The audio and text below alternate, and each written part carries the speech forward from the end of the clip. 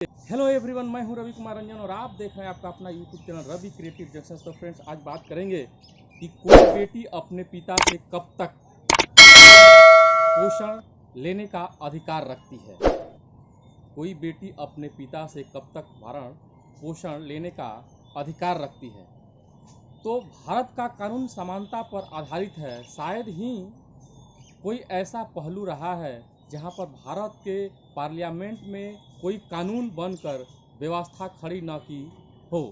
भरण पोषण भरण पोषण एक ऐसे ही व्यक्ति के देना होता है जिस व्यक्ति पर दूसरे लोग आश्रित होते हैं। तो भारतीय दंड प्रक्रिया संहिता के अध्याय 9 में एक पुरुष पर जिम्मेदारी डाली गई है।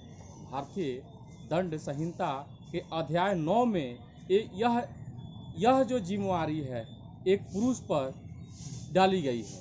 वह अपने बच्चों एवं पत्नी तथा आश्रित माता पिता का भरण पोषण करेगा। दंड प्रक्रिया संहिता 1973 की धारा 125 भरण पोषण के मामले में एक प्रसिद्ध धारा है।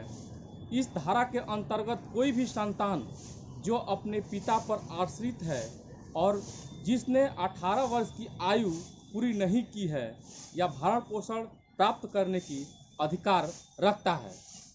धारा के अंतर्गत केवल संतान ही भरण पोषण प्राप्त करने का अधिकार नहीं, बल्कि पत्नी और माता पिता इन्हीं धारा के अंतर्गत वह पति से भी अलग रहकर भी प्राप्त कर सकता है। तो फ्रेंड्स, अगर आपके बूढ़े माँ बाप भी हैं तो वो भी भरण पोषण लेने का अधिकार रखते हैं।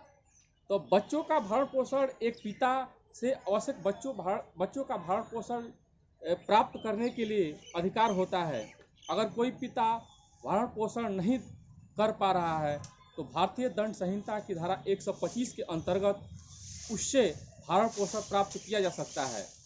इसी के साथ Hindu adoption and maintenance act की धारा 20 के अंतर्गत भी बच्चों अपने पिता से भरण पोषण प्राप्त कर सकते हैं। कोई भी पुत्र 18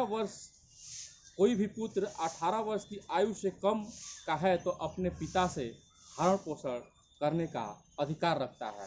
तो फ्रेंड्स, ये वीडियो आपको कैसा लगा? अगर आप मेरे नए व्यूअर हैं और अभी तक आपने मेरे चैनल को सब्सक्राइब नहीं किया है तो सब्सक्राइब कर लीजिए और बेल आइकन दबाना ना भूलें ताकि जो भी मैं नए वीडियो अपलोड करूं सबसे पहले नोटिफिकेशन आपको प्राप्त हो। Thanks for watching my video.